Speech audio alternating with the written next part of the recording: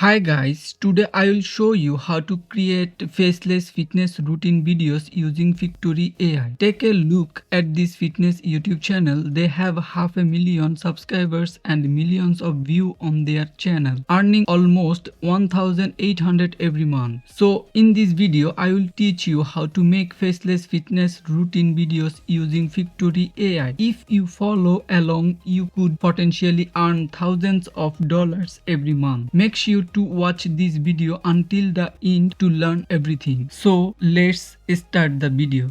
Go to ChatGPT and input your video topics. ChatGPT will generate a video script for you.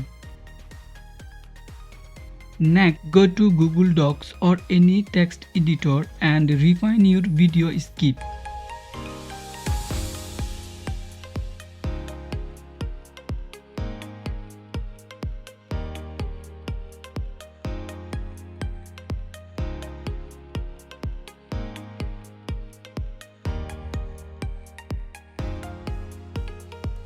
Then open Pictory AI and click on the skip to video option. Paste your video script into this section and Pictory will create a video based on your script.